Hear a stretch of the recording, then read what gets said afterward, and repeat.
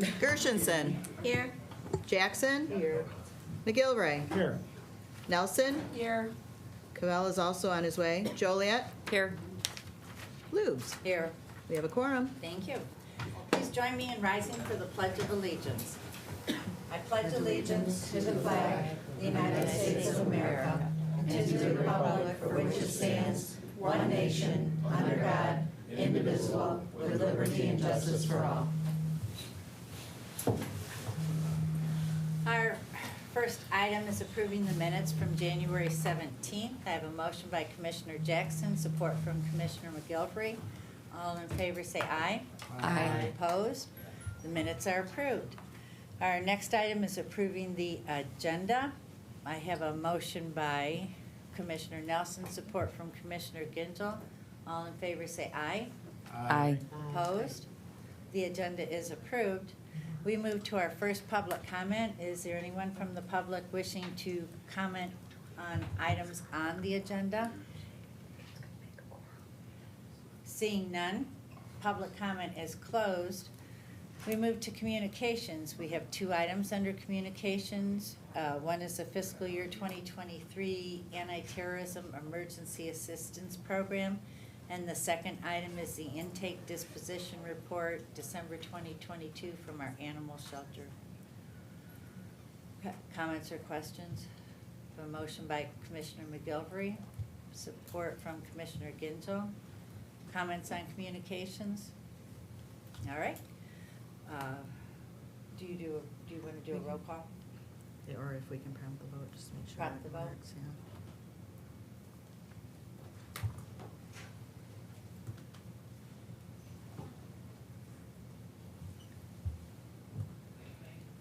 Seven yeas, 0 nays. All right, communications is approved. Our first item is a presentation regarding an RIP medical debt program. And our presenter is online, Keith Hill, a special advisor and coordinator of governmental medical debt relief program. So welcome, Keith, and we're ready when you are for the presentation.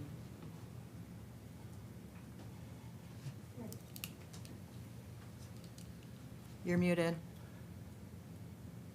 There you go. So you ready for me to present the slides? I am ready, thank you. Okay, thanks. Thank you. Yep, we're interested in hearing the ins and outs of the program and how we're able to help people. That's great. So please do let me know if there are any audiovisual challenges. So I am Keith Hurl. I'm with RIP Medical Debt. I have a fairly long career in the healthcare field, working at KPMG and health policy firms with the city and county of San Francisco, also in the field of hospital community benefits. And RIP brought me on to help understand hospital finance and revenue cycles and how bills are collected, and a number of other issues, including helping to introduce RIP medical debt to a number of hospitals and health systems across the United States. And so what I'll do quickly is talk about why we think medical debt is a problem, and RIP medical debt, its entire mission is focused on addressing this problem. Then let you know a bit more about how different cities, counties, and states are starting to work with RIP medical debt on relief programs, relief projects. Then a little more background on, let me turn on my camera, sorry about that. A little more background on who RIP medical debt is, and then some insights into how the process works. And feel free to ask questions along the way. Happy to try to do my best to answer them. Thank you. So why is medical debt a problem? Well, we know that it's different from other types of debts. It arises out of seeking and receiving healthcare services from hospitals and other types of providers. So it comes from illness and injury, not from purchasing the latest iPhone. So it's a different type of debt that we're dealing with. We also know that about 40% of households have little by way of savings to buffer the shocks of big medical bills when they happen. And that leads to lots of accounts ending up being unpaid and ending up in bad debt status. It's more prevalent in communities of color, and we have some data to show that. We know that it leads to poor physical and mental health. There's stress associated with having outstanding medical debt that you owe. And we know that people with medical debt often delay the care they need because they're concerned about digging a deeper hole by seeking more health services. It's definitely harmful to credit scores if the debt itself ends up on credit reports. It's the leading cause of bankruptcy in the US. And for all these reasons, it's viewed as a social determinant of health. So in terms of some data for Oakland County, Michigan, the Urban Institute has some statistics. They have downloaded a sample of credit reports. So this is only the medical debt that ends up on credit reports. So it's an understatement as to how much medical debt actually is out there. But what this shows is that roughly 9% of households in Oakland County have medical debt on credit reports. This is based on the last analysis they did. That statistic is 19% for communities of color, 8% in white communities. The overall number, 9%, is better than the national average, better than the Michigan average, but the disparity in terms of communities of color and white communities is definitely visible. So when people do incur medical debt, what do they do? Well, KFF, that's the Kaiser Family Foundation, they've done a survey to ask these questions. And it's clear that people that end up in medical debt cut back on spending on basic necessities, food, clothing, household items, use up their savings, put the medical debt on credit cards, or increase their credit card debt for non-medical purchases, those types of things. So it clearly has a big impact on households, and a number of cities and counties are seeing medical debt relief as part of the economic recovery from the COVID-19 pandemic, which connects the dots right over to the use of federal ARPA funds. So what are our different cities and counties and states doing? And I'll tell you, I'm having conversations with 30 different jurisdictions today. Taking a look, what these government entities are doing is allocating funds for medical debt relief through RIP medical debt.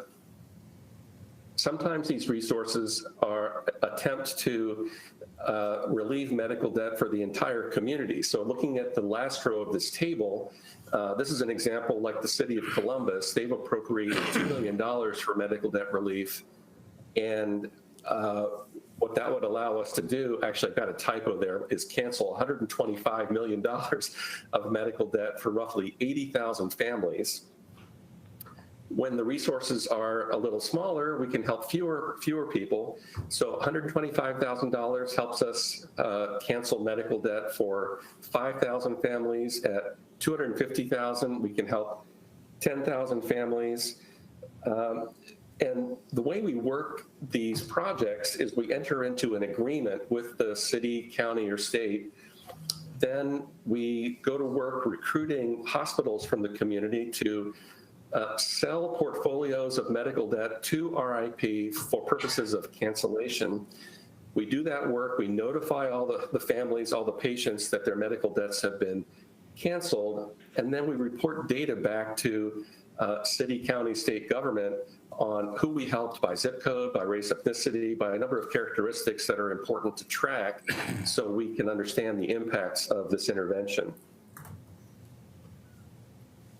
The number of people that we can help is very sensitive to a couple of statistics. One of those is the average amount of medical debt per family that we find when we get these portfolios from the hospitals to analyze.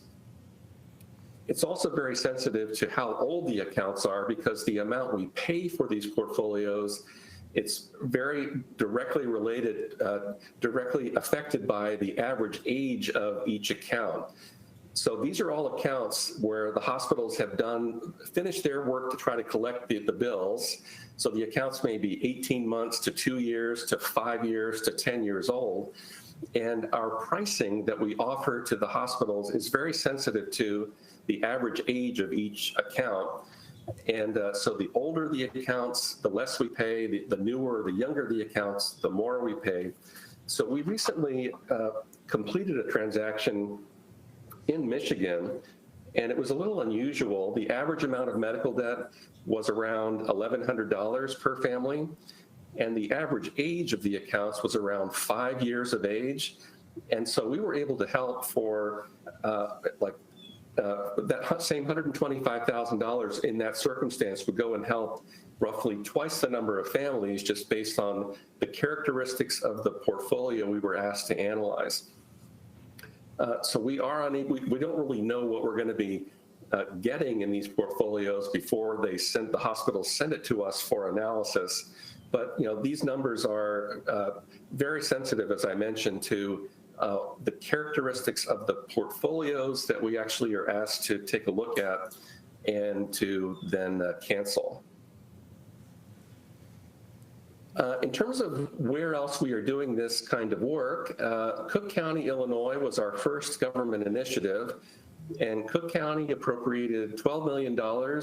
The goal is to cancel $1 billion of medical debt for residents of Cook County.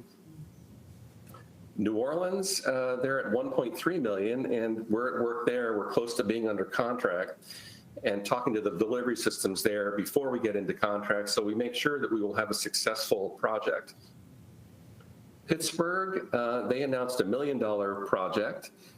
Columbus is on there too. They're at $2 million, and the city council met last night to discuss that project. And again, we're interacting with the health systems there to make sure that if we have resources from local government, we are then able to actually partner with the hospitals and complete a successful project. This all has been getting a fair amount of publicity. There's an article from the New York Times copied at the bottom half of this slide, but you can actually Google all these different communities and then RIP medical debt, and you'll see proposed legislation coming and press releases, things of that nature. So this is really taking off as an intervention across the U.S. So who are we anyway? RIP Medical Debt is a 501c3 charity that acquires and cancels medical debt for people in financial hardship. The funding comes from an array of donors, individuals, foundations, faith-based organizations, corporations, and now government entities. The organization was founded in 2014, so not quite 10 years old. And so far, we've acquired and canceled $8.5 billion of medical debt for over 5.5 million families.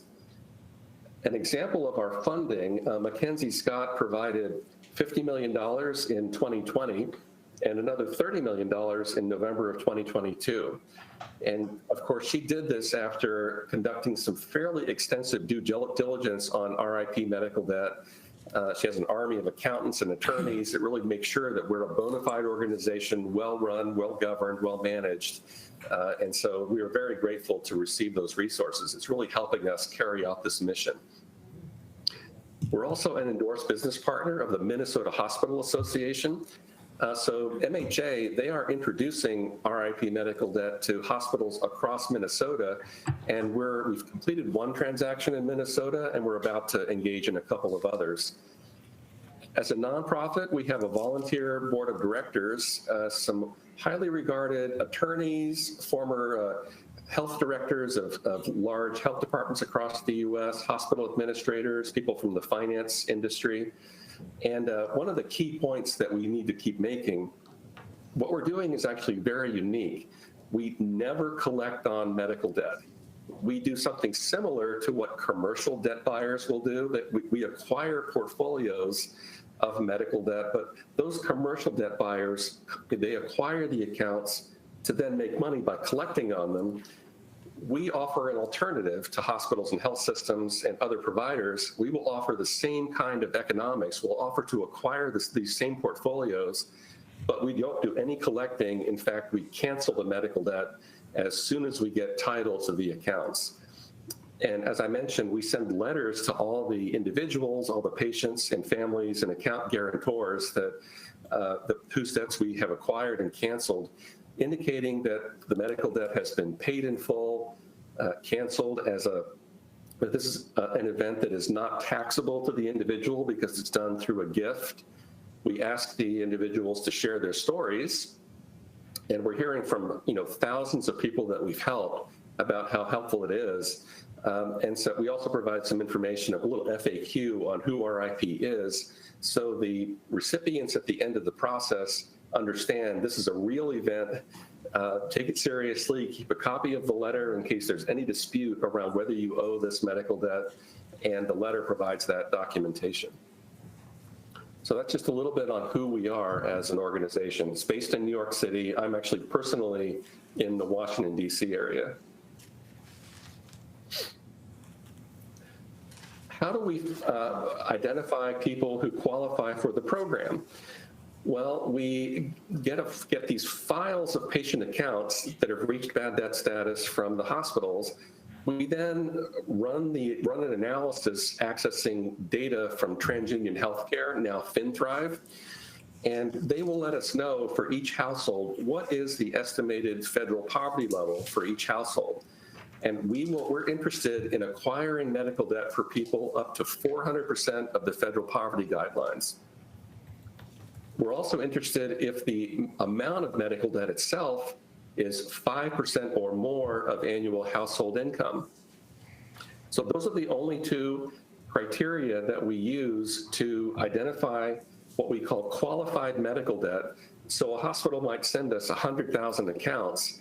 We would say, well, maybe 70,000 of those are for people that meet these two criteria.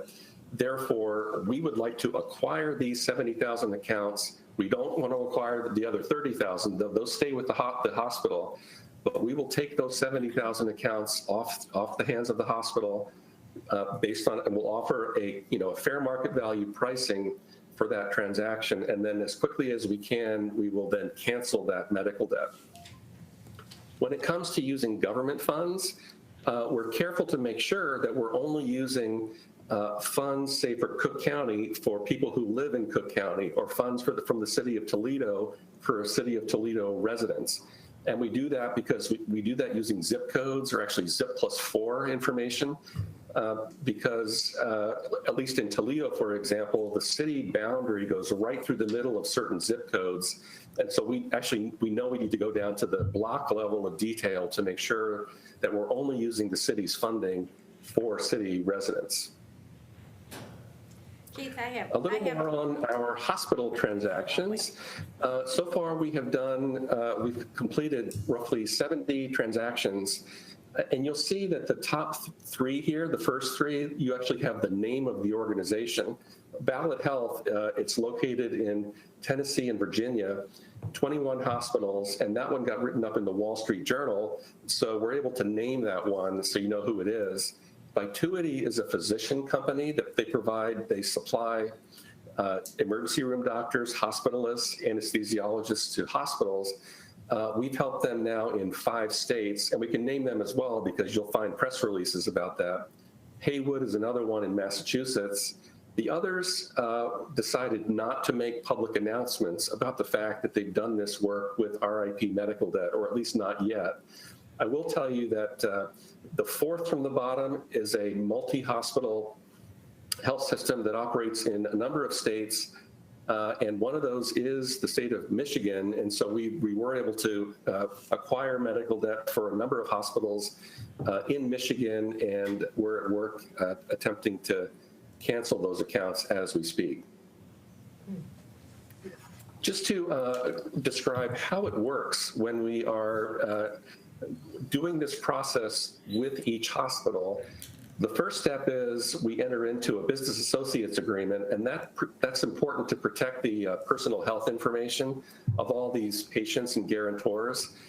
And so often the health system, they'll ask us a lot of questions about our cybersecurity protocols, our cyber insurance coverage, all that kind of stuff. Well, that's step one, and it often takes several weeks working with the attorneys of these health systems and the IT staff until they're satisfied that our security setup is robust and all the legal agreements have been signed. We also enter into a non-disclosure agreement. And so that's where, the hospitals can themselves agree to make public announcements or press releases. We will not do that. We keep these conversations confidential and leave it up to the health system to decide if they want to make it public that they've done this work with us. We then lay out some file specifications. So we need data for each account, the name, social security number, address, zip code, date of birth, date of service, balance owed, all these different things. I'm sorry. And so we provide these specifications to the hospital. They send a file to us securely. We then do this analysis to identify patients that qualify for the program. And we then say, well, for those qualifying accounts, here's our pricing model, here is the fair market value offer, and the hospital then can make a decision about whether or not to go forward. We also provide some feedback on the charity care program. So we do see in these analyses, we see people that I guess theoretically should have qualified for the hospital's charity care program, and maybe some people fell through the cracks. And so we do an analysis of those accounts and feed that information back to the hospitals as a way of kind of quality improvement on the charity care program. It's an important piece of the work that we do with our hospital partners, and we do it very confidentially and privately. And a number of changes have been made across the country to the way these charity care programs work. So the hospital then makes decisions. Do we want to sell our portfolio to RIP for purposes of cancellation? Basically, by the time we get to this stage, it's extremely rare for any hospitals to say, well, we're not going to go ahead. We have gone through a lot of work to get to this point. And at that point, it's generally a yes to go forward.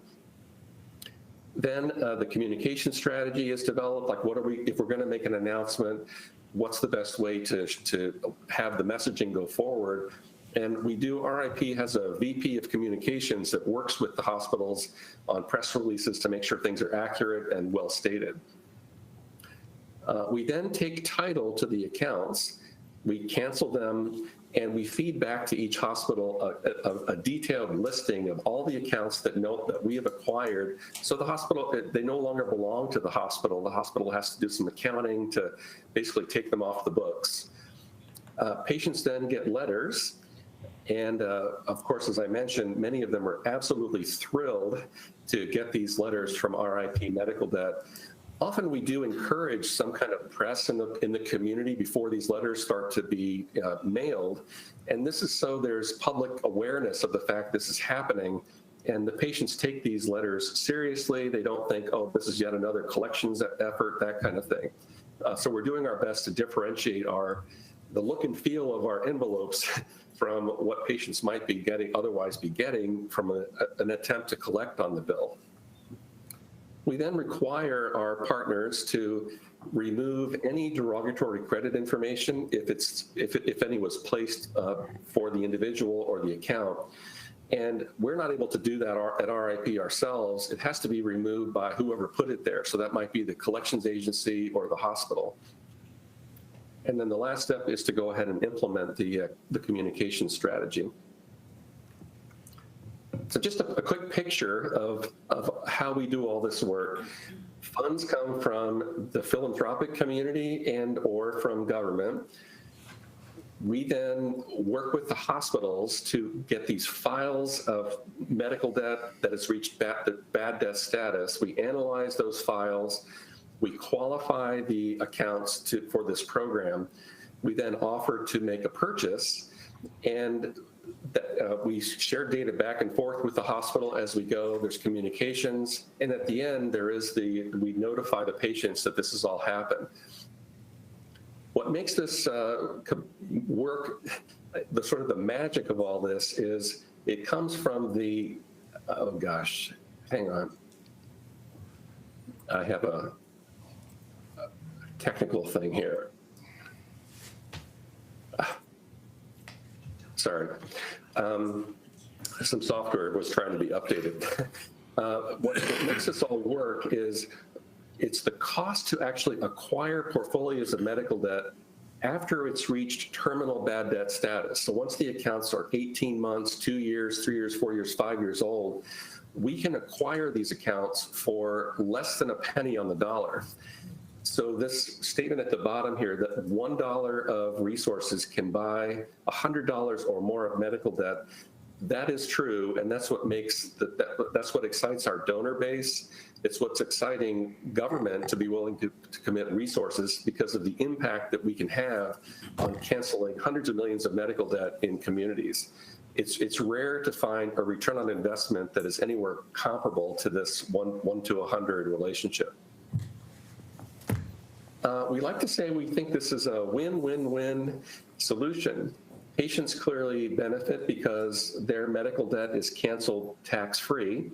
Credit scores improve, stress is relieved.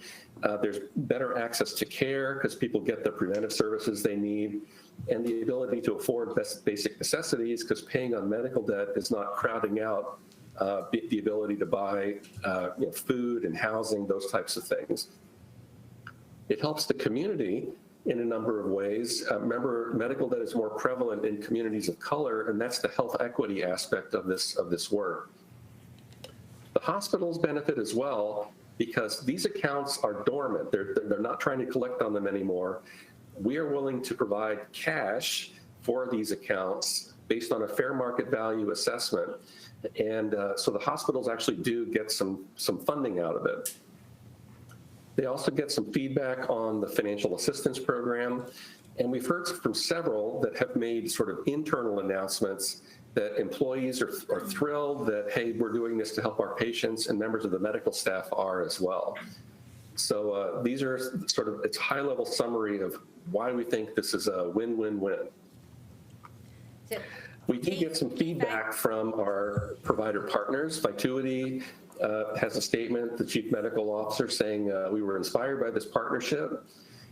Ballot Health makes it clear this is a helps people afford care and other services they need without fear of unmanageable expenses.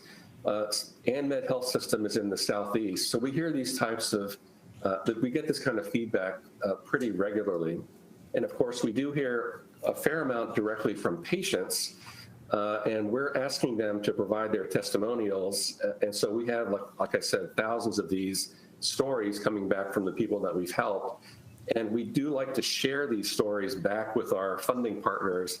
And so if you decide to go ahead with a project, this is the kind of thing you would hear from people that are helped when we're sort of done with the process. But with that, let me see if you all have questions. Thank you for listening to the presentation. Happy to address questions that you may have. Well, thank you for the presentation. My question relates to the criteria, the low-income criteria or meeting federal poverty guidelines. So we have Medicaid here that people are able to apply for Medicaid and have medical covered. So would the people, the program services be eligible for Medicaid that would pay for their medical bills once Medicaid is in effect? And once you apply for Medicaid, it would be retroactive for 45 days. Sure. Well, what we often, the most prevalent type of medical debt we find in these analyses, it's the copayment or the deductible that goes along with people who have insurance. And so Medicaid, probably there's a copayment whenever somebody on Medicaid gets a healthcare service from a doctor or a hospital, and they may have been unable to pay that copayment and deductible, and that's what we're finding in these files, and that's the medical debt that we're helping to relieve. Thank you. Yep. Other questions? All right, so I want to thank you for presenting this. This was an idea by Commissioner Cavell for us to mull over. So we have the information. What we'll do right now is receive and file this information and see where the program takes us at this time. Move to receive and file. Thank you. Support? Commissioner Jackson supports. Do you want to prompt the vote or Sure. verbal? Would you like me to stick around, or I can, There won't be any resolution or recommendation at this meeting. We have the information and we are able to share it with our other commissioners who are not on this committee. okay. Well, before I sign off, any other questions? Happy to help with them. All right, thank you.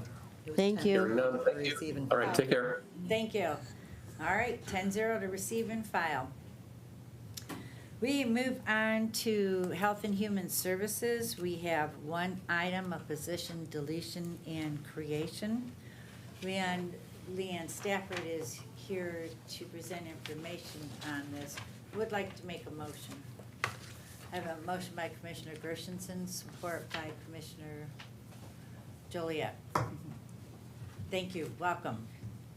Good morning, everyone. So this request is for us to delete the neighborhood and housing manager position and then create a new neighborhood and housing development officer. So due to the increased really responsibilities for this person, if you remember last meeting board, we brought a request to increase the housing trust fund manager from part-time to full-time. So obviously that is a significant additional responsibilities that will be added to this officer's plate. And so we're asking to make this modification. The total cost is just over $14,000. The salary for this position is paid out of a few special revenue grants. So it'll be a small hit to each of those, but be able to attract professionals that really have a lot of experience in housing and affordable housing moving forward. Thank you. Any questions regarding this item? All right, prompt the vote, please.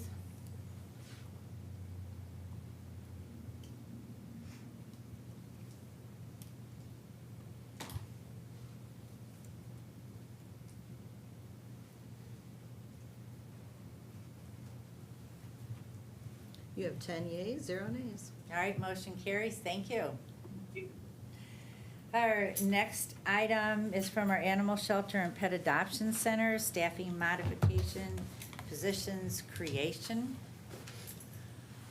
Who would like to make a motion? I have a motion by Commissioner Gershenson, support from Commissioner Gingell, and we have our own Bob Gett here to talk about this. Thank you. Thank you, Commissioners. Good morning. I'm here seeking your approval to move forward with the plan to hire a number of full-time county employees whose primary function will be to clean the cat and dog cages in the kennel at the animal shelter. As you know, the plan's been approved by the administration, and from the budget amendment attached, you can see that it's funded using American Rescue Plan monies in the fiscal years 23 and 24, and will be funded through the general fund beginning in fiscal year 25. So if I could, I'd like to offer a little historical background on this matter. For as long as the animal shelter's been in existence, the county's been fortunate to have free cage cleaning services provided by the Oakland County Sheriff's Office trustee program. Every day for all those years, jail inmates would come to the shelter and clean the animal cages at no cost to the county. The inmates, I believe, received credit for their work by getting time off from their sentences, and everyone was happy. I can tell you from firsthand personal experience how many of the trustees took ownership in their assignments. they took ownership in the animals that they were charged with caring for. In fact, it was not uncommon for a trustee to return to the animal shelter after his sentence was completed so that they could adopt an animal from us. In most cases, it was a joy to watch these men work at the shelter 7 days a week, rain or shine, hot or cold, including weekends and holidays. Of course, all of that came to a screeching and unexpected halt when COVID took over the world. On a day in mid-March in the year 2000, about 2 o'clock in the afternoon, I received a call from the jail telling me that the inmates were no longer going to be able to clean the shelter. And this caused a crisis amongst the staff because we knew that the shelter had to be cleaned, the animals had to be fed, and these things needed to be done immediately every day of the week. So staff took over and did as much as they could. However, everyone knew that that was only going to be a stopgap measure because the staff couldn't be expected to do their normal jobs 8 hours a day and then clean the shelter for another 6 to 8 hours a day, 7 days a week. Couldn't be done. So on a temporary basis, the Sabre Cleaning Company was brought in to take over the cleaning of the shelter cages, to provide food and water to the animals, and to do the dishes and laundry at the shelter. However, the Sabre employees were not to touch the animals. Our staff would do that when they needed to be moved for the cleaning. And I want to take a moment to say thank you to Sabre for filling in for us with such short notice and to attempt to accommodate the needs of the shelter, which were unlike anything that they had been used to. Sabre is a great company. I know they do a lot of work in the county, but their work is mostly janitorial. And to ask them to come in and clean dog and cat cages was truly something different from what they were used to, and their employees. Our shelter demands a different type of employee, one designed to care for the animals as well as to clean up after them, something like the trustees used to, an employee who would take ownership of the animals. It's a constant job. It's a 7-day-a-week job, regardless of the date on the calendar or regardless of whether that date is a holiday or not. It's a very difficult job to fill, frankly. And Sabre did their very best and was very accommodating to our needs. However, in the end, their abilities to do the work that had to be done fell short. Thus, we're here today planning and hoping to hire full-time county employees who will, we believe, like the trustees before them, take ownership in their jobs and take ownership in the animals that they will be charged to care for. It truly is a unique task, unlike anything that you've seen or any other job in the county. We're looking forward to moving forward with this matter, and we are certainly asking for your support. So, I have a question. So did the contract with Sabre end at their discretion or our discretion? At either discretion, the contract said either side can give a appropriate notice to end the contract. And so, The weekend. So it sounds like that. If I might, Barb Hankey, Director of Public Services. So the contract with Sabre is countywide. There is an amendment that is specifically to cage cleaning within that contract. After consulting with Purchasing and Corporation Council, the contract calls for a 90 days notice of its termination. But because the entire contract wasn't being terminated, we weren't required to do that. However, I have been in contact with Anthony Sabre from Sabre. They know that we'll be going through the end of April. May 1st is our target date to be up and running. So we have provided them with notice because they have been such good partners with the county. Thank you, Rin. I understand the attachment that employees have, and it's not just a job or a career to people. But regarding our budget, how does it compare using Sabre Cleaning versus hiring 10 additional people? Well, the number of people that we've asked to hire is going to be, what was it, 50? Well, the Sabre contract was for, I believe, $513,000. So there was a little bit of a gap, but we believe that now that we're somewhat have COVID behind us, and we'll be able to send our census crews out in the summer and increase our license sales. That is one of our KPIs and that we're working towards, and that has been going up. So we think we'll be able to cover that small gap in revenue with you. additional revenue. Commissioner Joliet? Thank you. Have you looked into, I mean, I know that your plan is to hire people, but have you looked to outsourcing the cleaning of the cages to pet-specific cleaners? Well, there is no such company No. that we know of. We did research that before Sabre came in, actually, and if there is a company out there, I've never heard of them. And Scott Guzzi is here from purchasing. He has helped us before we went down this road. And Okay. we put out feelers and like nobody responded. Sabre was the only one who responded to the RFP the first time we did it.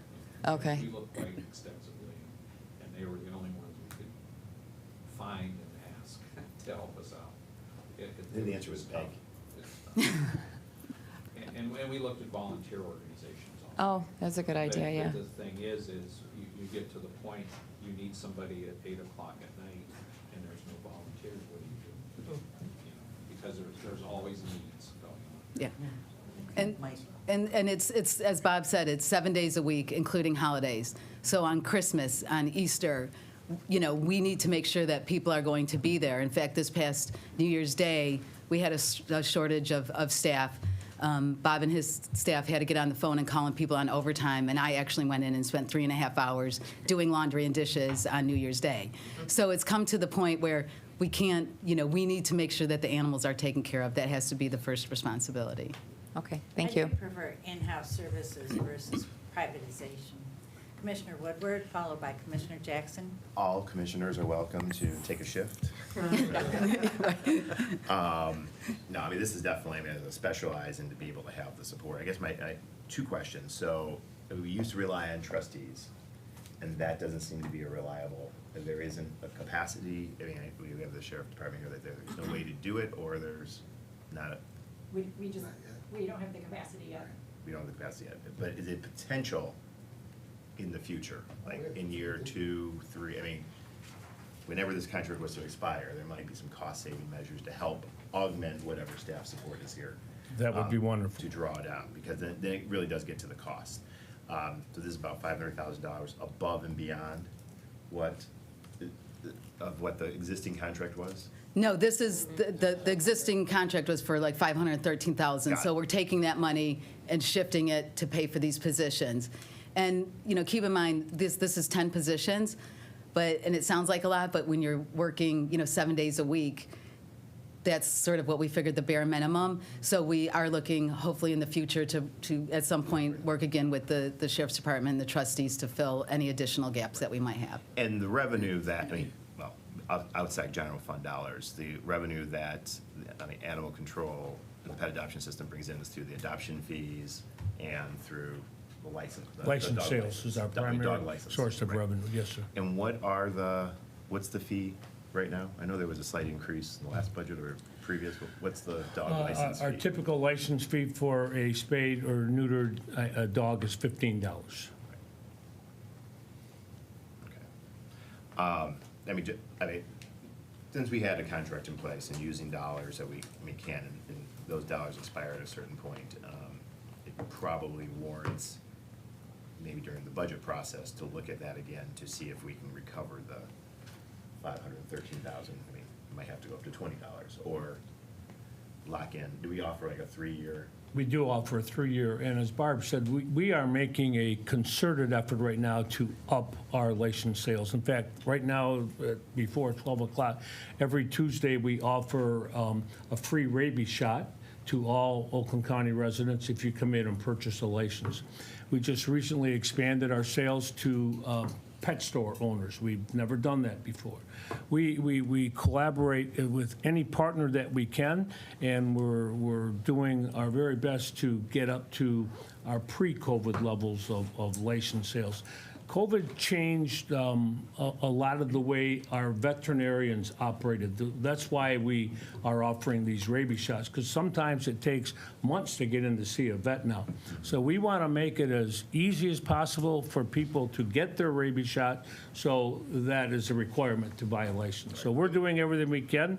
Our census team will hit the road again this summer. We just advertised for that. The county did starting yesterday. We've had a difficult time hiring a full census team since COVID. We hope that things are behind us and we can get a full team out there.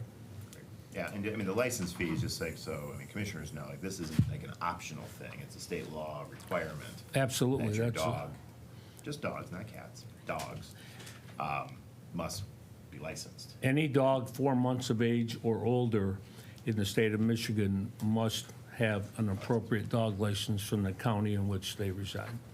Sounds good. All right. Commissioner Jackson, followed by Commissioner Gingell.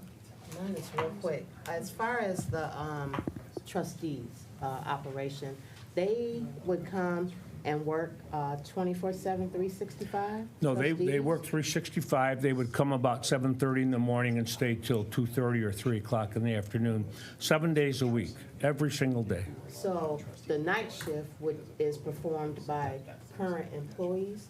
After the trustees went home, about 3:30 or so, our staff would take over the final bit of that day and make sure that the cages were tidied up and that all the dogs and cats had fresh water and food.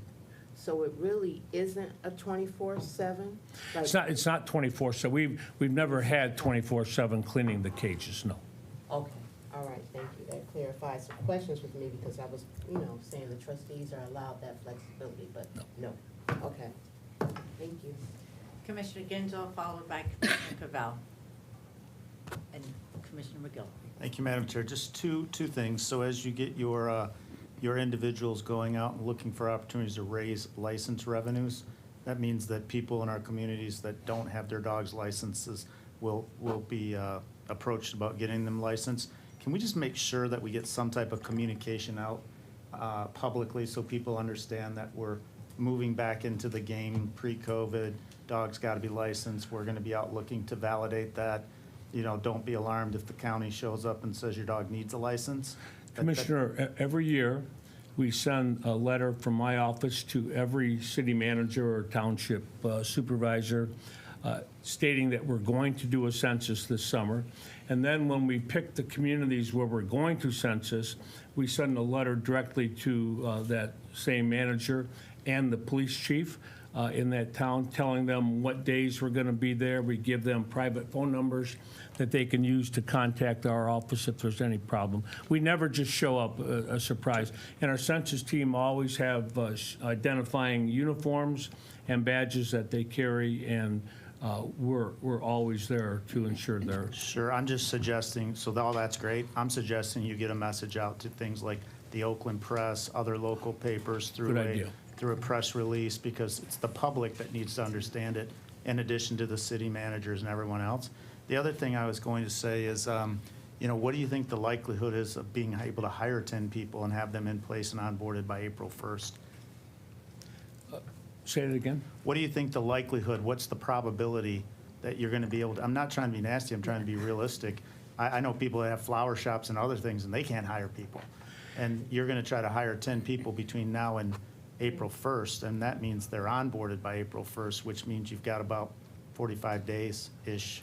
We're very confident that we'll be able to fill the positions. We're very confident. And- There's already been a lot of interest in the possibility. And because we have such a good relationship with Sabre, they have indicated that, they're willing to go beyond that time if need be and continue. They're committed to helping us, be successful at this as well. So So you got some flexibility with the existing program? we do. Okay, good. Thank you. Commissioner Cavell. Hey, this might be a non sequitur, so if you don't have the answer, that's fine. But you referenced having trustees come in and do the work, and now you're hiring people. So did the trustees ever, or has that ever been a consideration or a thought of that being something they can put on their resume as a way to like explain like a 180-day or less gap in their resume? Or if they're so like worthwhile and great supporters, has there ever been like instances of a letter of recommendation or support of those trustees? Or would that be something y'all could consider moving forward if they come back in?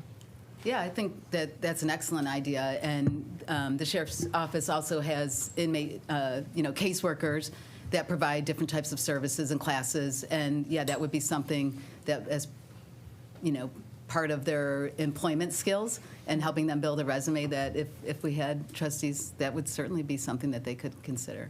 Cool, thanks. Commissioner McGilvery? Yeah, Mr. Getta, I'm just curious, you mentioned that it's a law that everybody in the county has to have a dog license If through their the dog county? is 4 months of age or older, yes. What about in communities that are collecting a current dog license or a dog fee in each community? Does that exempt them from an Oakland County charge? No, they would have a local dog license. Like, there are several communities that don't sell Oakland County licenses, but they sell their own city license, and that suffices. So then, just so I understand it, you are not doing any census control in the communities where they're paying their local community, correct? Correct. No, we only go into the communities that we provide full service for. Thank you. And just related to that, I mean, the full service is like if they have to pick up a dog and all the animal control services, so if they're. Goes to that Yeah, local yeah, community. And then they collect that they keep that revenue from the dog licenses that they patrol. Thank you. Anything else? All right, count the vote, please.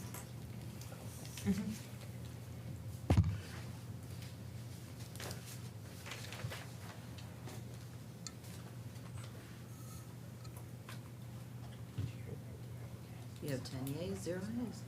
All right, motion carries. Thank you. Thank you. Thank you very Thanks for the much. information. We move on to our Sheriff's Office recommendations. The first one is the law enforcement service agreement with the Charter Township of Orion. I have a motion by Commissioner Gintel, support from Commissioner Jolia. And our undersheriff and Guy Appier are here to talk about this item. Good morning. Good morning. Okay, so the Township of Orion has asked to add an additional Deputy 2 position to their law enforcement agreement, and we're here to ask for your approval today. Thank you. Any questions? Commissioner Cavell?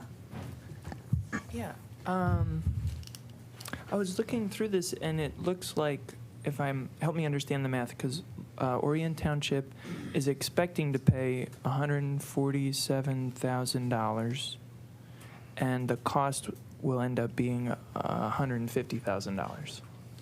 So, can you help me understand that math, or am I reading something wrong? Where are you seeing the 150?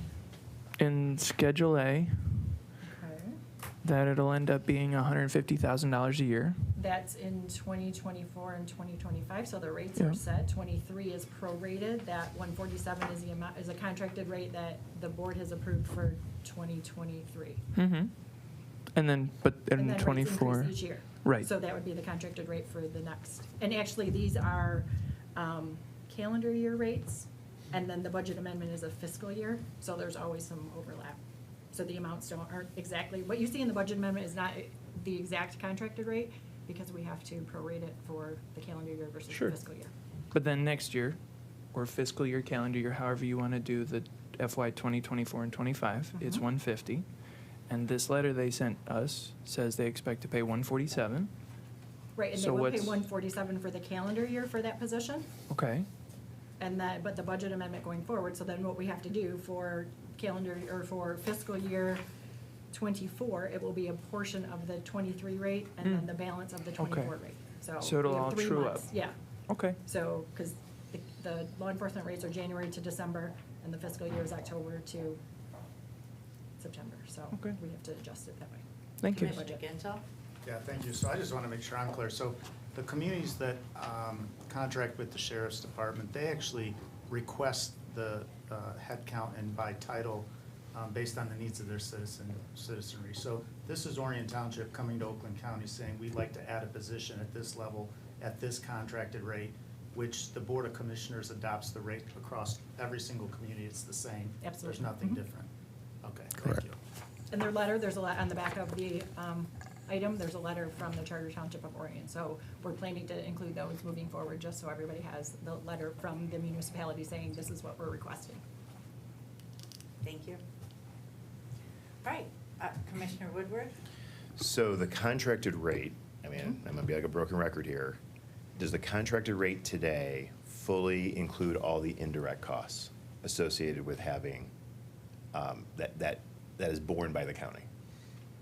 Yes, we believe so, because we worked with the county executive team when this was brought to our attention, so we didn't have the full rate in '23, but going forward in 22, because it's 22, 23, and 24. So in '23, we did include Well, increased indirect okay, so cost my rate. understanding was that it was a gradual increase over a period of time. So I know there is indirect cost recovery, but my understanding it wasn't the full indirect cost in the 24 year, unless I'm wrong. I might be wrong. I'd have to go back and look at it, but we did. It was the agreed upon amounts that we worked with the county executive's office and obviously with you Okay. going forward, Then, so. Okay, then the answer is, we are still subsidizing these positions because that rate had a phase-in over a protracted amount of time to recover the 8%, maybe it's even more than that, I mean, according to our fiscal analysis, that we were subsidizing these rates. And so, I guess, I mean, this is what it is, this is what we are today. I feel very strongly that we shouldn't be subsidizing these positions. And so, going forward, I mean, we'd like commissioners to look at that to make certain that the county's not subsidizing this position, that full indirect cost is captured in those rates. Maybe it's a finance issue. Thank you. Anything else? Prompt the vote, please.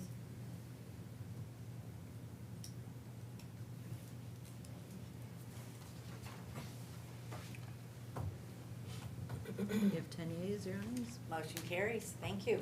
Our next item is funding, additional funding to execute a new contract to provide inmate food services at the Oakland County Jail.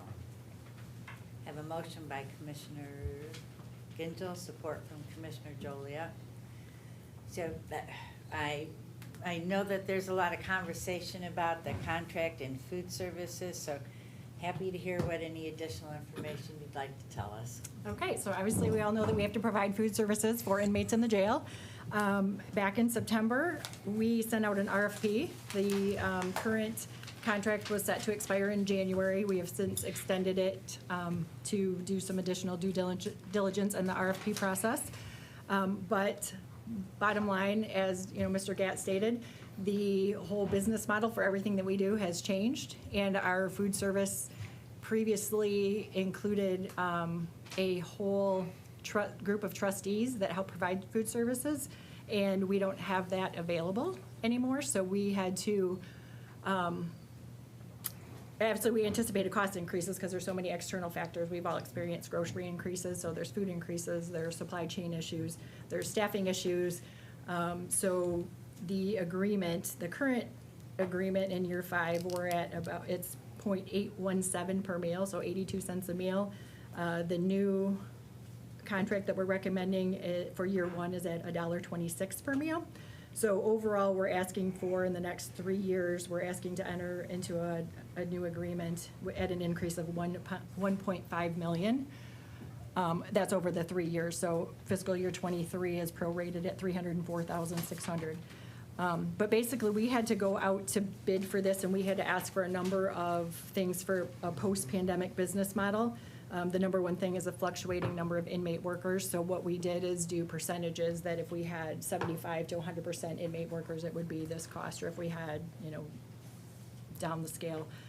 We had them put contingency plans in place because obviously, as Mr. Gatt stated, the whole world stopped in 2020 and nobody was really prepared for that. We made it through, but obviously we have to make changes going forward, including contingency plans and religious meals. That was there's litigation issues if we don't comply with all of the religious meal requirements. So the sheriff's office worked with the county executive office team, and Scott's here from purchasing if we have any questions about the RFP process. But it's been a long process, and I think everybody on the team is glad that it's come to an end, and we're looking forward to moving forward. So with the board, we're looking for your approval to increase our appropriation so we can continue the final contract negotiations with the awarded vendor. Thank you. And just a note, if I may, about trustees, so this is a whole conversation I think we've had a couple of times, but for us, the number one thing is food service that we need. We've used inmate workers in the past, and then we had a whole laundry. We have a whole laundry facility, and they did all of the laundry for the sheriff's office, and that's been completely shut down. So since COVID, we've been contracting out those services, and we'd like to re-implement those at some point. They also provided cleaning services in the jail, and since that time, we're also contracting with Sabre, the same company that the animal shelter is. Previously, we did Children's Village laundry, and we cleaned for the animal shelter, and then we also did cleanup at parks. So there was a huge network of, inmate labor that we used, and so obviously we anticipated this, at least a minimal price increase for this contract. Thank you. And I agree, the price needs to increase considering the cost of food and in consideration of the quality of food that we provide also, I think makes a difference. Oh, good luck with that. And, Commissioner McGilvery? Yeah, question, Gail. On the trustees working for parks, the laundry, the food services, why did that come to an end? Because they're not available. We don't have. You don't have that- the trustees. Yeah. During COVID, our population was lower, but then also the population that we have isn't eligible to be an inmate worker. So they're more, I think, as the sheriff would say, they're people that we're afraid of and not people that we're mad at. So they wouldn't be able to, they wouldn't qualify as a trustee worker. So do you have any future idea of when that might get back to where we were, if it will? I mean, I believe it will. It just depends on, as the count rises and we get more people in custody, then we can create more trustees. It just seems like it's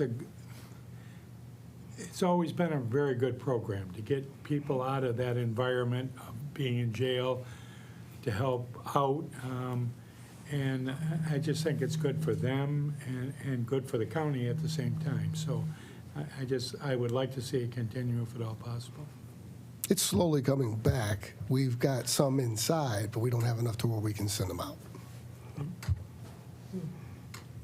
Commissioner Ginzel? Yeah, just a question. Isn't this issue ultimately revolve around the courts and how the courts actually sentence people and change that during COVID so you don't have as many nonviolent criminals in the jail, which is who you were using in the past? So when you say the population's not available, it's literally the people that are sentenced in a way that would allow them to do these chores are not in the jail. Is that correct? It's a mix of both. That's probably the main thing, but our count did go down. We were upwards of 1,200 to 1,300 at one point.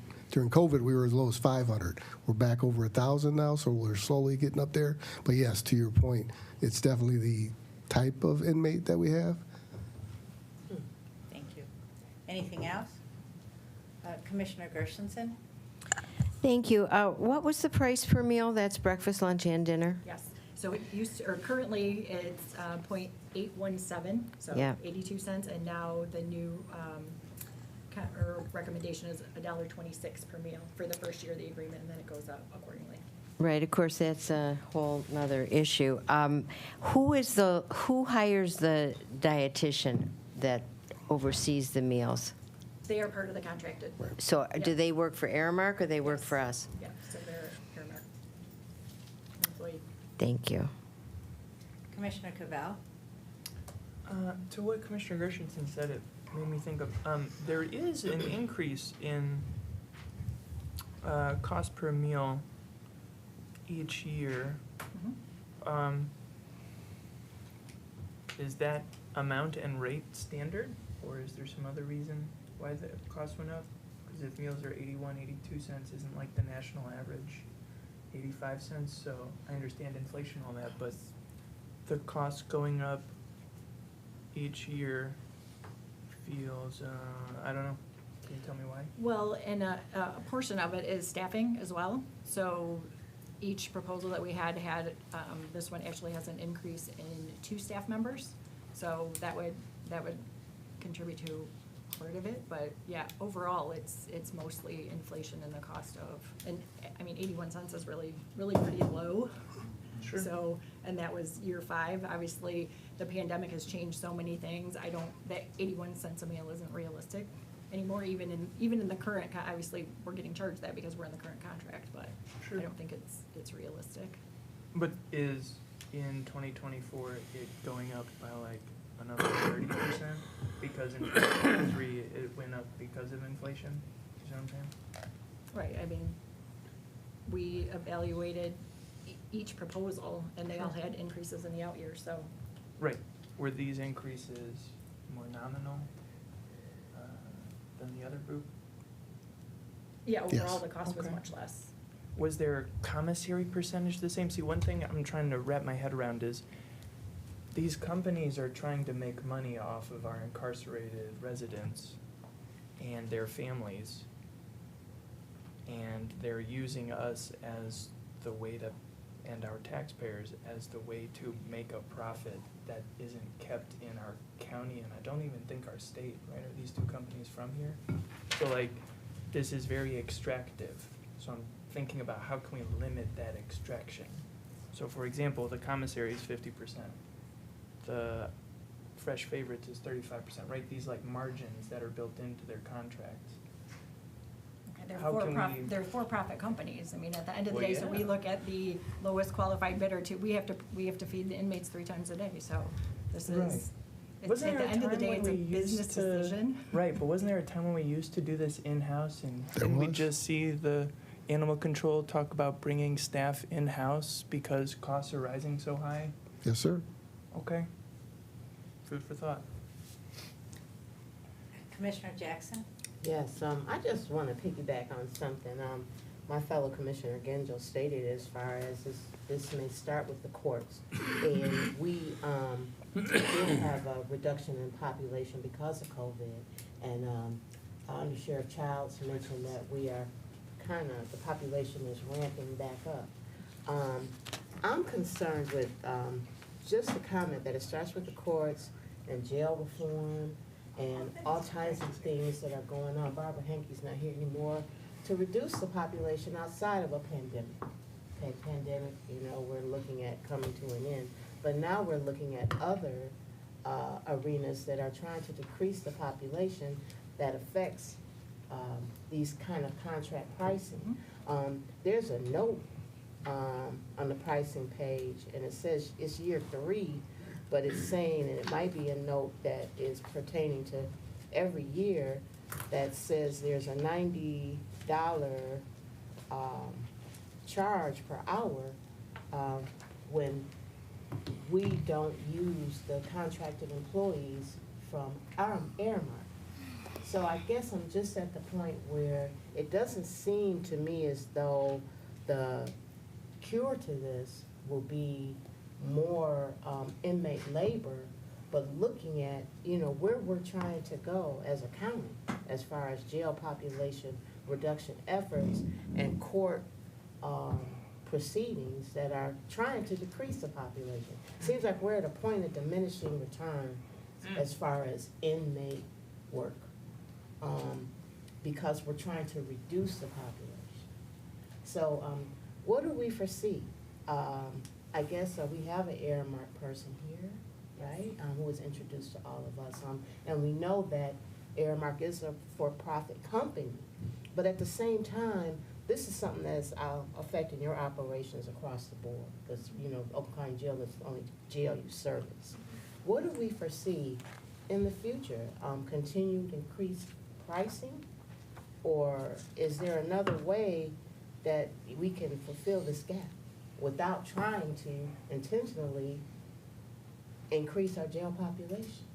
Well, it's a definite cause and effect, so, and Yes. that's what I think throughout the pandemic that we've noted, that we had this whole business model, and that's how the county operated. So obviously, you heard it from Mr. Gatt, that his whole facility functioned on having inmate workers come in and take care of business for 7 hours a day or 8 hours a day, and then his staff was able to maintain the rest. I mean, it was the same thing in the jail with food service, laundry.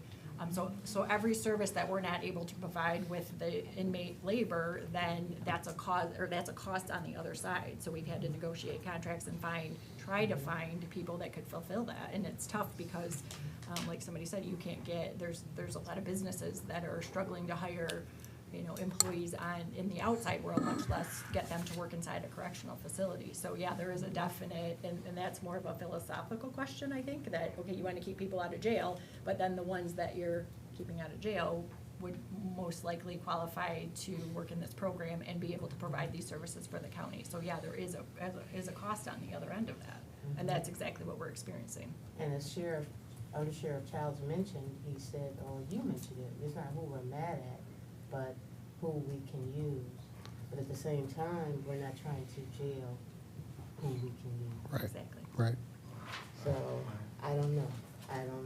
Aramark's approach to this, or, but I guess we just need to, maybe as commissioners and public servants, really look at this. We are looking at this model, but looking at it other than price increase. Yeah, and obviously we went out to bid, and that's exactly what we did, is we looked at all the competing companies, and, they can provide similar services, and so at the end of the day, if they can all provide the service that we need, then we look for the lowest qualified bidder, and this was the lowest price proposal. Commissioner Woodward, followed by Commissioner Gengel. Thank you, Madam Chair. I have a lot of thoughts. But I'm going to try to keep my comments to the policy side and the operations side, less on the financial, because I know finance is going to deal with this, because I think there are some other financial costs.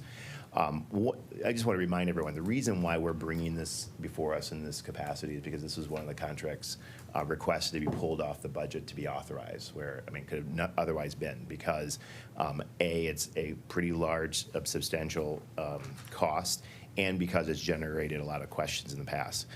I know we've got Mr. Guzzi here from an RFP process, but just, I'm the high-level summary. We put out the RFP, bids came back. Out of the 3, 2 rose to the top. Can you speak, actually, can you come up here so everyone can hear? Can you speak to how that RFP was structured?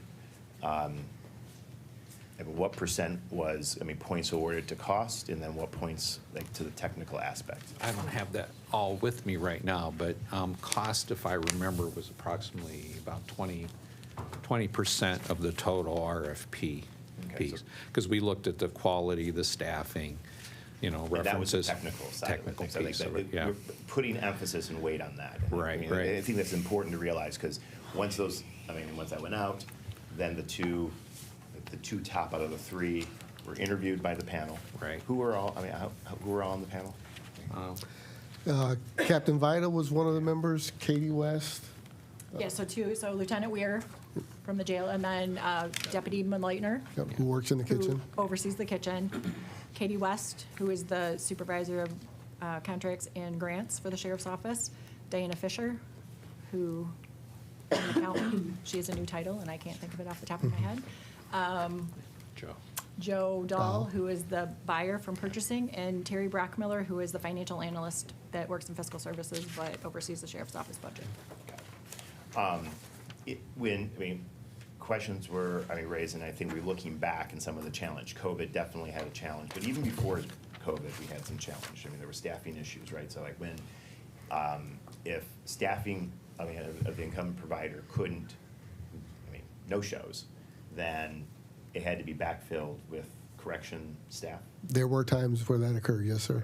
So in that situation, I assume that we had to draw on overtime to fill, because that correction officer also had another job that they were doing. So Yep. I assume we had to draw on overtime or something to fill that gap. Correct.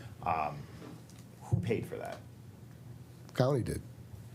Okay. So, I think the first thing to flag, and this is, we don't have to do it all today, is if any of that type of arrangement has to be done, the county shouldn't have to pay for a no-show or something else. And so there needs to be, in the contract, some sort of capture I think agreement to that cover our costs. I think that's been addressed in this contract, I And believe. that's the note that Commissioner Jackson just pointed out, where it says on the pricing. So it says, if there are not enough contract workers to provide meal services to the inmates in Oakland County Sheriff's Office has to assist, Aramark will credit the invoice at $90 per hour per employee for any amount of time that was worked by Oakland County staff to ensure meal services are not interrupted. Okay. So we did cover So we that. have the contract? Yep. Well, that's in the scope of services. That's a so we're draft. still- It's just a draft scope of services. A draft scope of service, okay, so we don't Yes. have the contract yet, okay. Yes. So So- like, that needs to be like locked into, I mean, if Yes. that's the plan, that's great, so that's the first, I mean, that's the first thing. And that's gonna also require, from a performance and contract administrator, I think that we're gonna have to like be very hands-on. That's not just like an invoice arena that we're gonna have to monitor that, because the next thing I wanna, go into, from the labor model seemingly has to shift anyway because of the trustee argument that was mentioned. What is the staffing level that the sheriff department and the leadership believe is necessary to staff this operation, to ensure that there's enough supervision and the operation can happen? So what's the staffing?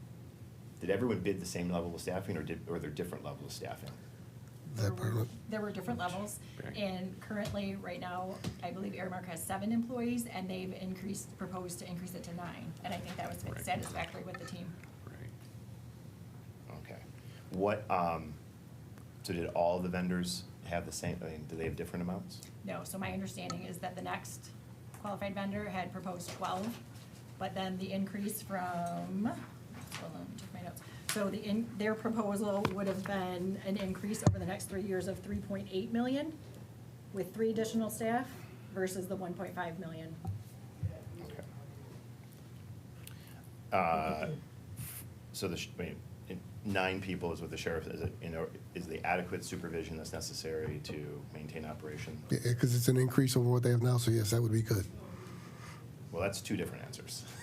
More is Yes, better. It's yes, better. it's I mean, like, better. is 9 enough to do this? Yes. Or does it put us in a situation that we're gonna have to draw on other things? No, 9 should be plenty, yes.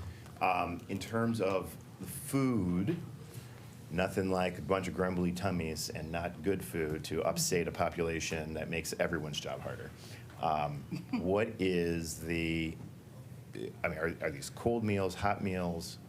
I know that there were efforts to try to cut costs and save costs wherever possible. And I saw in one of the memos, I guess we could get rid of some fresh fruit options. So, I mean, like, that seems like the wrong direction. Is there a schedule of what that food is supposed to be? Yes, we have approved menus that Okay. are worked with, so we have multiple facets of that. So there's a menu that's approved by the dietitian for nutritional and caloric needs, then we have medical diets, then we have religious diets, so there's a number. It's a huge undertaking every day. Okay. Go ahead. Right, I mean, does that ever change? Yes. Yes. Yes, So, and because so certain they- food could be more expensive and then replaced with cheaper stuff. But if we're paying for the more expensive stuff, how do we guarantee that we're getting the stuff that we're paying for?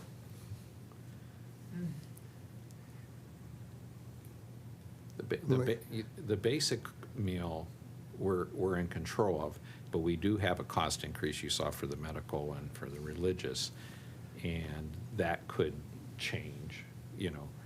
So right now, you know, it's proposed, but, you know, I guess if you started having issues with it, then we would have to go back and revisit that a little bit on those pieces. Right. And the quality, I guess, is a little bit subjective. I mean, we're meeting caloric needs. We're too hot and a cold. Obviously, during the pandemic, we had to change that because at some point we had some MREs and we had to work with what was available and what the supply chain could give us because, you know, that got a little dicey for a while. But yeah, at the end of the day, it's too hot and a cold, and that's the plan. And as much variety as our structure allows us. I mean, there's certain items that we're not allowed to serve. We don't have any pork products, so just. And we do, Go ahead. I'm sorry, we do, I don't want to call it quality inspections, but people will complain if the food's not right, so we hear about it, and if it's easy for us to see, we address it with Aramark. I've been there when that's occurred, and I can specifically remember there was one instance where the meat had a discoloration to it. It looked like it was not good. Come to find out it was, but we had them order new meat, so. Yeah, well, I guess, I mean, from an auditing, if there's an approved menu, this is what we're paying for. is there, I mean, a process in place to make sure that that's what's being delivered? I mean, I realize it requires more work to monitor that. I mean, Aramark is a national corporation. I know, I mean, the margin on this stuff has got to be difficult. And, I mean, frankly, I mean, hats off to anyone. I mean, we talked about trying to get new staff at the animal shelter, to get staff to work in a jail when there are other options out there. I mean, it is a difficult and challenging, situation, but one that we need to provide for. So, I mean, I guess, from a contract administration to make certain that from a performance perspective that we are monitoring this. And I bring this up because of, I mean, and correct me if I'm wrong, but at least in some of the documentation that it referenced, that there was concerns about sufficient staffing and the labor model was inefficient. That was communicated. And a couple extra people might help address that, but if it's a chronic issue, what remedies do we have to fix that? Built into the contract.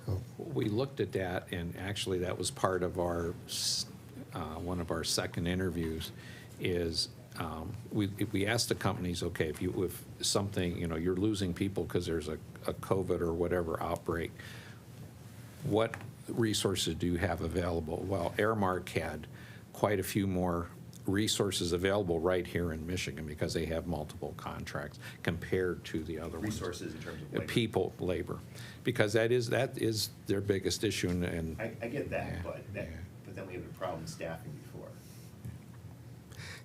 But it was never as bad as COVID. No. Never as bad as COVID. And I think COVID, I mean, there's got to be like a grace period. But there were challenges before. There were, but there, yes. So I guess I get to say that we've got all these staff that worked for all these other things, but we still had vacant, no-shows, vacancies. And again, I mean, some of it is the industry. I mean, like this is the difficult job to get employed. So I'm not pointing fingers. I'm just saying, from our perspective, from a performance perspective, what remedy do we have?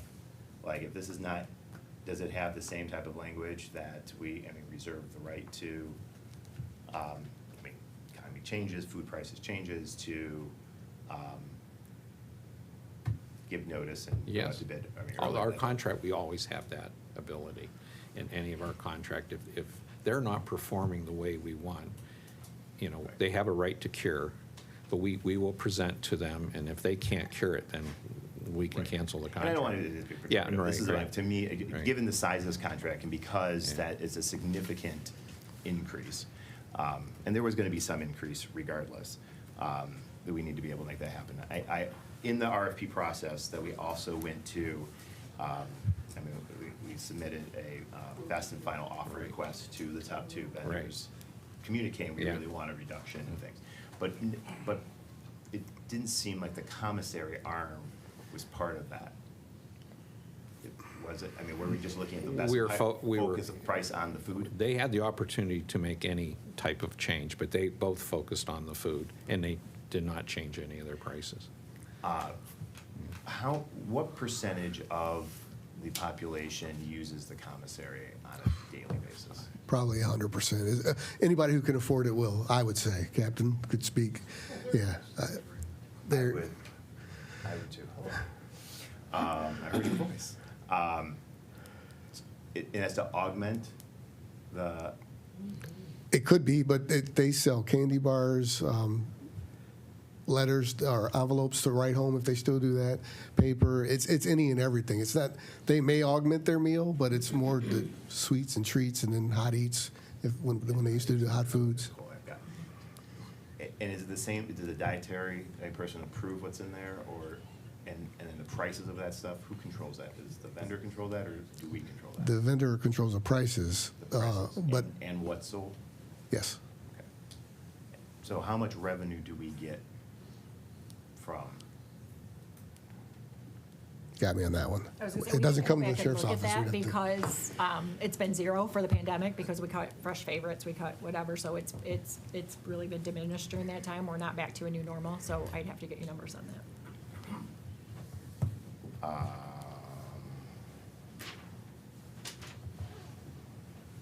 Can we move to Commissioner Gingell? Yes, you can. Thank you. Thank you. Where turned me out. I'm trying to remember what I was I going was to trying say. to, I cut out half the question. Pretty good. I guess I was just going to come back real quick to Commissioner Jackson's point, and which started from my comment on the starts with the courts. It wasn't that I think the courts should change things. My purpose is saying this is what exists today, and therefore it's impacting the population, and therefore they're not ever going to be able to have the model that they had in the past if nothing changes. And so it makes 100% sense to me why Bobby Gatt and Undersheriff and others are coming and saying, we need to go outside to get resources because we don't have them internally anymore, and we don't foresee us having that ability. So now we have to either build or buy. And I know at one point in time, now, I don't think since I've been on the board, we actually had an internal staff doing this work. I think we've always bid it out, or at least from what I recall. It's been many, many years. And when you start looking at that just from a business perspective, right, you're going to have to hire people who are going to be fully loaded, insurance, benefits, 401k contributions, et cetera. And then we're going to be in the same boat here saying like, well, we can only afford this much, but we need to provide all these services. And we want to only pay this much, but we want this for-private company to provide all these things for us, 10 people, great food, all this thing. And it's a tough balancing act. And the reality is we've made the decision through the sheriff and the Coulter administration to say that we want to partner instead of buy. We want to buy instead of build. I'm assuming that's why we went out for bid. And then to Commissioner Woodward's point, or Chairman Woodward's point, the bid goes through purchasing. It's very structured. It's very transparent. It's very meticulous, and it's very comparable. And we picked the lowest qualified bidder, driven by price and the ability to meet our requirements. And so, to me, I get the argument. Well, we want to pay them less, but we want them to do more. Should we do it ourselves because we can do it cheaper? I don't think that's the case. I'm always happy to look at it. But it puts us in this quagmire, which I don't see changing because I don't see the ability for them to have the population in the jail like they used to be. So I don't love it. I hate it, but it is. And we have to serve this population to the best of our ability at the, and not to sound like a true capitalist, but at the most reasonable price that's fair and equitable. Commissioner Cavell, and then we're going to prompt the vote. Oh, I got two more quick things. I promise I'll be very brief. All right, Okay. let's go. Well, I wanted to ask if there were, because looking through the scope of work, there didn't seem to be like a pay floor for the employees, the 9, soon to be 9 Aramark folks, or the however many 12 for the other folks. Is there any consideration as to how much the employees for the vendors will be paid? That's No. not our purview. We haven't discussed it, no. Okay, because I think to what you said, Commissioner Gingell, right, we're having this kind of, Right. it sounds like culture shift over the diminishing returns, the quality versus cost, you know, the pandemic, inflation, all this stuff. So to me, it feels uncomfortable to kind of, I guess, in my opinion, not vet, at least from my vantage point, I know y'all looked it over, but giving us an opportunity to have a fair shake or at least more oversight or quality control, and not give them a 3-year contract, because this will be years like 23, 4, and 5 of them having a contract, which also just sounds like bad practice and poor oversight on our part, which is like our only job. So I feel uncomfortable with this unless we talk about shortening it, having more oversight, and considerations to that effect. Commissioner Woodward? The two things I just wanted to bring up, and Commissioner Cavell started on like what the base level salary. The reality is that if you don't pay a better than minimum wage level of salary, you're not going to be able to get people to want to work in this capacity, and we will have chronic issues going forward. So that it needs to be addressed somehow. But I want to go back to like the original bid, and I have faith in the integrity of our bid process. And I appreciate using all the levers, including the best and final offer request, to try to get that cost down as low as possible. But it's still my understanding that the original, like that bid, that what you said about 20% was price and 80% was on the technical side. Aramark was selected as the winning bid. I guess I prevailed better on the price side. The other vendor prevailed better on the technical side. And that was weighted more. So it's like, what it raises to me is like, okay, we need to like seriously monitor this because want to make sure that we can control these costs. I try to stay away from the money, but there is a question like, well, how are we paying for this? I mean, I don't believe that the sheriff is trying to absorb this into their budget. That's why we're here today. For your additional Well, this is the policy appropriation. question. The appropriation, well, actually, I mean, finance will delve more into that, so I'm not even going to go there, but it is a structural issue that we are creating, and we need to make sure that those costs are controlled as best as we possibly can for our fiscal health going forward. So I'm going to vote for, I mean, I'm supportive of this, but I think that there are some additional issues around those things that require greater scrutiny and maybe like structuring how this contract is awarded so that we can monitor, evaluate, and ensure that we are able to deliver this in the best way possible. Thank you. Nicely said. Enjoy the different opinions, but it's time to prompt the vote. Penny's hungry.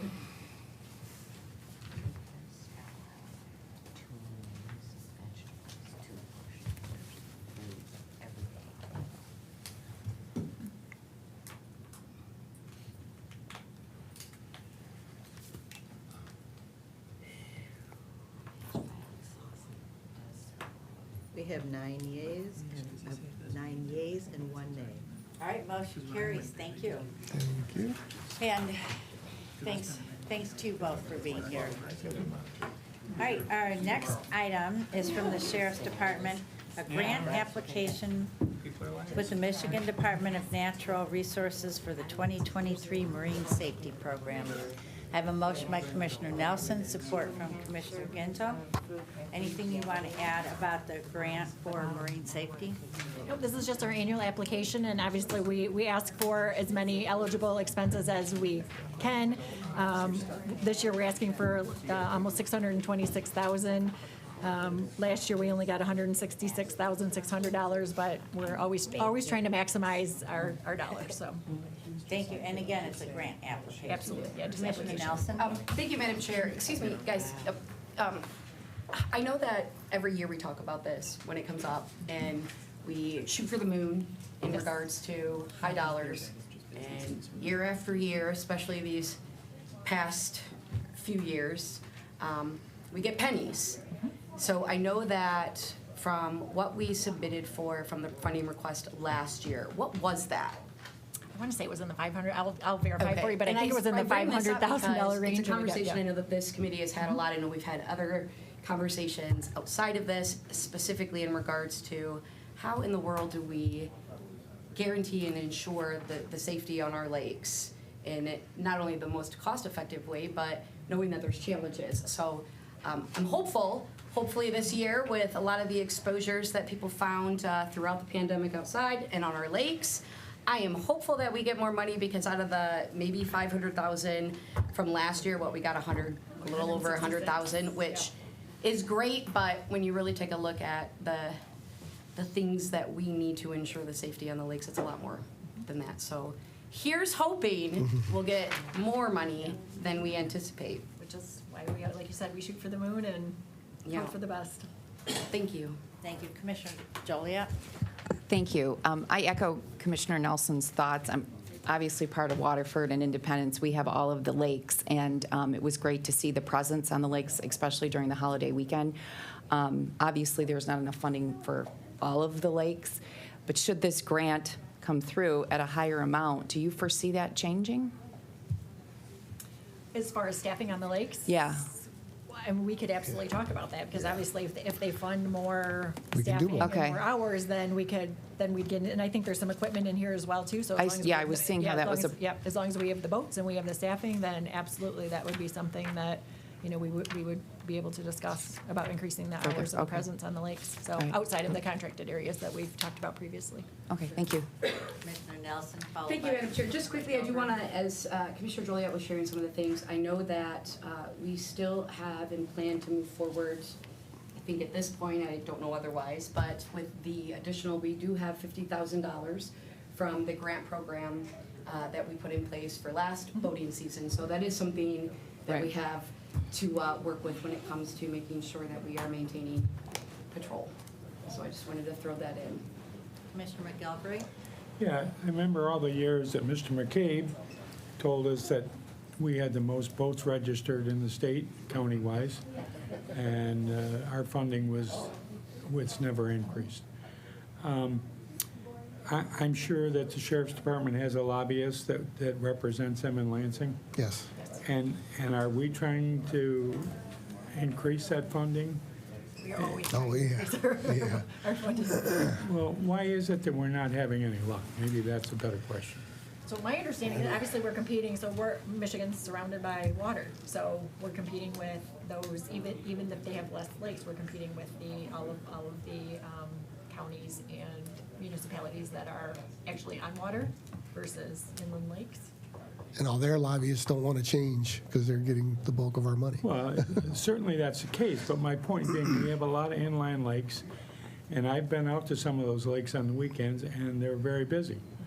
And that kind of situation needs a lot more patrol than Lake Huron, when you've got 20 fishing boats out there and a huge, great big lake.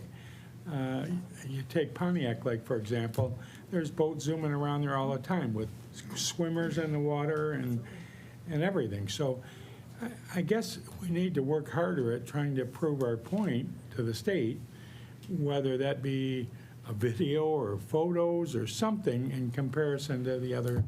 It just seems crazy that we can't get that amount increased when we have the most registered boats in the entire state.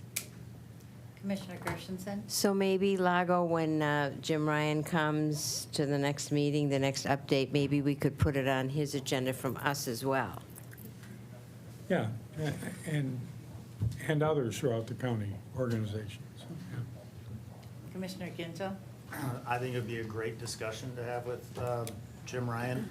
I think it'll end up with, we're gonna have to figure out how to get support through the legislature, because my guess is it's a formula that the money comes in, it gets distributed out in a certain way, just like the gas tax and vehicle registration tax.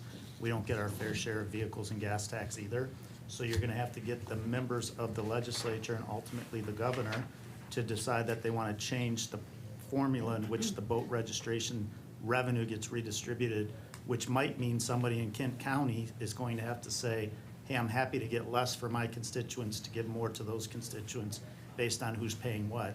And at one point in time, I know Representative Nolenberg tried to do it with the gas tax, and it was, I wouldn't go as far as say a massacre, but it didn't go over very well. It's not to say we shouldn't do it. I'm just saying there's historical barriers here, but you don't get it if you don't ask, and there's always new ways to go after it. New ways to ask. New ways to ask. And now you've got the House and the Senate and the governor, so pressure's on, Gary. You made it your fault. Thank you. All right, would you prompt the vote, please?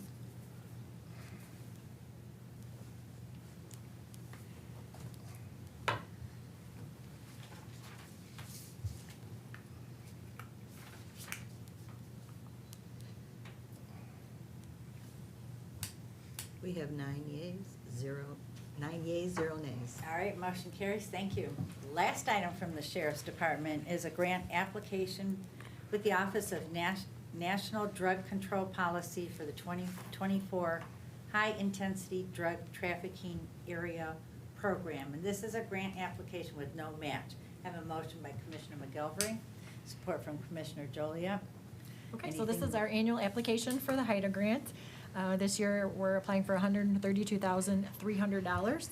The majority of that is for partial overtime reimbursement for our narcotics investigators, and then the remaining funding is used for communication services, Thank you.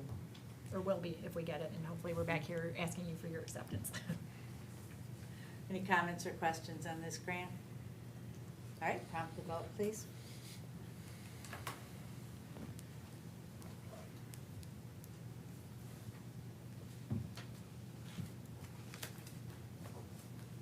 We have 9 yeas, 0 nays. Motion carries. Thank you. Thank you. Thank you. Thanks for your time. All right, we move to our last item, resolution supporting the Mentors Plus program through Oakland County Youth Assistance. So we've had some feedback that the person holding this position is retiring or will no longer be in this position. And so that brings some thought that the Mentors Plus program may not continue, and we would like to encourage that program to continue.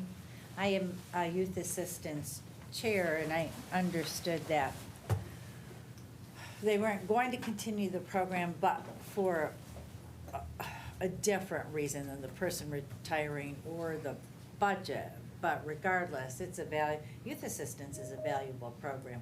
I know a few of our commissioners here are also involved with youth assistance. Commissioner Joliet? Yes, thank you. And there is Court Administrator, Mr. Offner, here to speak on the court's behalf. Judge Mattis could not make it to explain their structure and why it happened. And if you want to come, can he speak? Yeah. Yes, Okay. please. And I did, knowing this, I've asked Oakland County Youth Assistance also to come present, but not until our next meeting. Okay. Because we already had a presentation Right, scheduled for right. this meeting. Okay. So, thank you. Good afternoon, Yeah. Commissioner. So, I guess, I know Commissioner Joliet is introducing a resolution that would be in support of the continuance of Mentors Plus. And I think it might be helpful if I just sort of explained how we got to this point.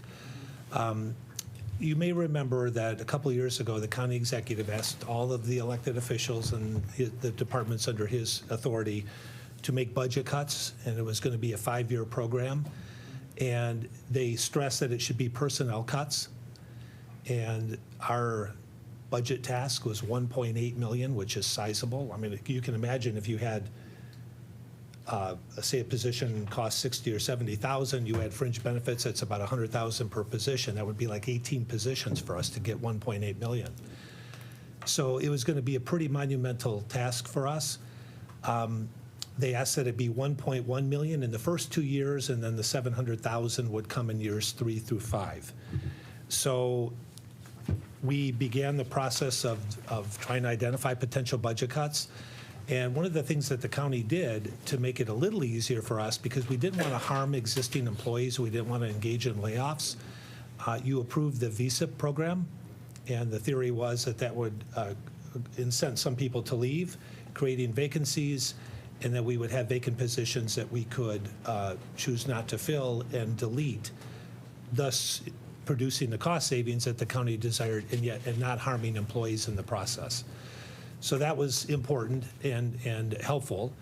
But we also had to think about many of the functions that are performed by the court are required. They're mandated by Constitution or state statute or court rule. But some are not. And youth assistance is a discretionary program in the true sense of the word. It does not mean it doesn't hold value, and it does not mean that we don't hold it in high value, but it is discretionary and it is not mandated. So our family division judges, of which there are 7 of our 20 in that division, youth assistance falls organizationally under the family division. So they reviewed all of the potential budget cuts that would impact the family division. And we knew we were going to have a vacancy in this position because the incumbent employee, her name is Julie Stitt, some of you may know her, she chose to take the VSIP, and I think her last day is, the March 1, it's coming up in just a couple of weeks. So our judges, and some of the other options were very unattractive to the judges, eliminating a friend of the court referee position or eliminating the juvenile court referee position. And we knew, for example, on the juvenile side, we had a vacancy. We also had an employee who took the VSIP, and so we had suggested to the judges that might be one place that they could look. Because there would be a vacancy there, and with COVID, some of the juvenile delinquency filings were down.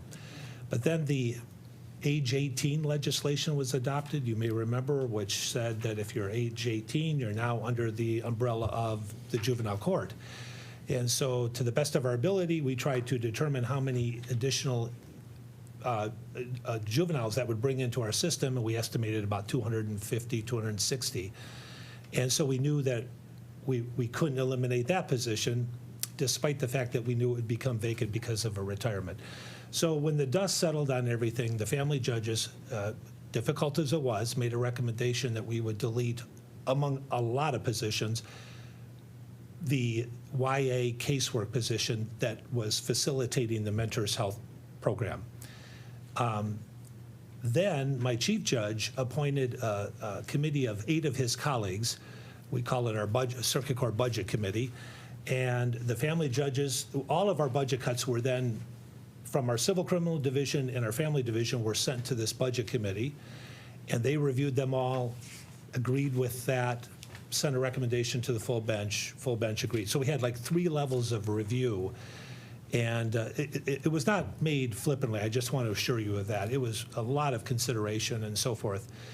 And so that was done, and that was incorporated into our budget cut request for 2023, of which we are a quarter of the way through that year.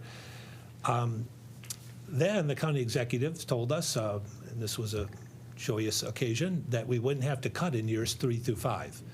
So years 1 and 2, we did accomplish our 1.1 million in personnel cuts, but we were able to forego the 700,000 to get to our 1.8 million task in years 3 through 5.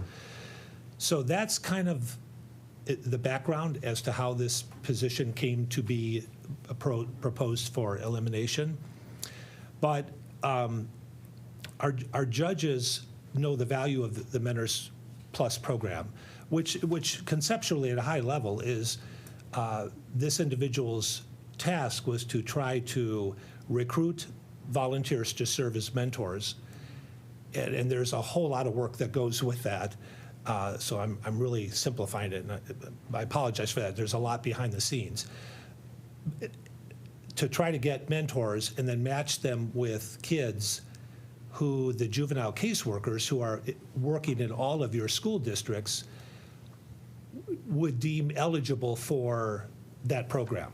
That they whatever the parameters or the criteria are in regard to each of their respective cases, if it kind of matched, then they would try to put those 2 together. So when it became clear that the individual who facilitates that for the court was going to retire, and that position was included in our budget cuts for this current fiscal year, we began to reach out, and there's an organization in Southeast Michigan called Big Brothers and Big Sisters. You may be familiar with that. And I spoke with the chief of YA yesterday, a woman named Liz Seismedia. Some of you may know her. And she indicated that there's been a lot of effort underway to try to have them kind of pick up where we're going to be leaving off, and that they would perform that role of providing mentors, and that our youth assistance caseworkers, who again are in each of your communities, would identify youth that might be appropriate for that program. But instead of us doing the pairing of the mentee with the mentor, it would be done by this other organization. So it wasn't that our judges were trying to completely eliminate the program with no ability moving forward to have that service performed. It's just that it would be performed by a private for-profit entity rather than the court. So that's kind of a nutshell of. I've been with youth assistants long enough, so I remember the days when each youth assistance office recruited our own mentors. Mm-hmm. And as each youth assistance office reported difficulty in doing that, that's when Oakland County Youth Assistance decided to post the one person, Mentors Plus, to get mentors for all the cities Yes. that youth assistance office was located in. Yeah. Commissioner McGilvery? Yeah. So first of all, I served for a few years on the Youth Assistance Coordinating Council. I'm active in my local one, Youth Assistance in Madison Heights, have been for several years. Prior to that, years ago, I was part of Big Brothers, as you mentioned. And I had a family with a couple boys, and I could literally see the difference that program, helped so much with that family. So I'm very much in favor of this. And I think the court, I understand that you're told to make budget cuts, but at the same time, I think you have to evaluate, and I hope you did, how much this program is good for the community. And I just would hate to see it go, so. Thank you. Commissioner Cabell? Yeah, you Followed by mentioned, Chair Woodward. you mentioned that you achieved your goal of $1.1 million in budget cuts. That's with Mentors Plus still standing, or that's as a result of this person taking the VESIP? That was, the position who's taking the VESIP is included in that 1.1 million. And Okay. then there were several other positions in addition to that. Does that then mean in year 3, which means if I do know the timing right, like in a year, you'll be able to have an internal person, like be able to have this be an in-house program without any additional funding, or is that the wrong assumption? That would be the wrong assumption because the cut we had to make is permanent. It's a structural cut, meaning that it would apply from now through Okay, the foreseeable future, so. all right. Commissioner Woodward? So, I mean, I think you're hearing around here. I guess what I was surprised that this kind of like sprung on me and had no idea that this was part of the cuts. And I don't believe this was part of any budget, the budget hearings, that this was never mentioned to the board that this, the courts decided to eliminate this position. Is that inaccurate? Well, I don't remember exactly what information you received in your budget packets, like if it was associated. But I'm talking the budget hearings where the chief judge presented to the budget hearing and said, this is how we are going to address our budget task. At no point was we're eliminating Mentor Plus. That could be. I honestly don't recall to what degree. Okay. There was. Okay. Yeah. So, all right. Yeah. So, that's not cool. That's if we're eliminating. If we're making budget decisions, and sometimes there are tough budget decisions, that needs to be disclosed, and that's what's happening because it feels like I voted for a budget. I would not have voted for the budget if we were eliminating Mentor Plus. Secondly, I think you're hearing the support for Mentor Plus, and I guess the request, and I don't know if you need a formal request or just the ask of, can you go and look at your budget and find a way to fund this? We can certainly try. I guess in a form, we don't need a formal motion, but I think Yeah. there would be this committee? Yeah. Tell Judge Mattis, Woodward ask, whatever. Yeah. And would like to find a way for this program to continue Understood. as was. Just one thing I want to say, though, in response to this isn't cool comment. Remember that we did not intend to eliminate the program. We intended that Big Brothers and Big Sisters would pick up that responsibility. So just want that to be out there. Yeah. Thank you. And it's probably realistic that each youth assistance office that has mentors now, we heard from them at the last board meeting, that they would continue to volunteer with that youth assistance office, regardless if there's a Mentors Plus supervisor.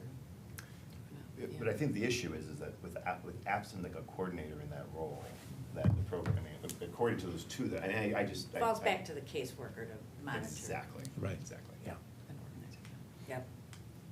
Okay. So we have the recommendation of the resolution, and what we're doing is asking informally to review this and then report back. I will take Is that what message we're to doing? the chief, yeah. Okay. I appreciate it, thank you. All right. All right. Thank you for Yep. coming down and speaking. No problem, thank you. Yeah, Yep. that was a good idea to ask. Do we need we have a motion?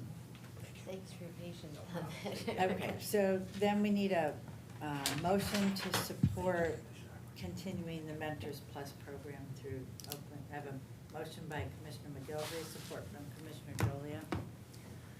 Prompt the vote, please.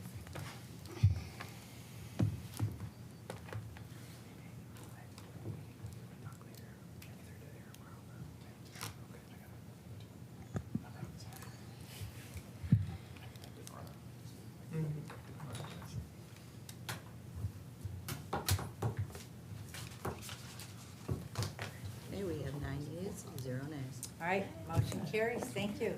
Our last item is public comment. Is there anyone from the public wishing to comment? Seeing none, public comment is closed, and this meeting is adjourned at 12:54. Thank you, everybody. Thank you.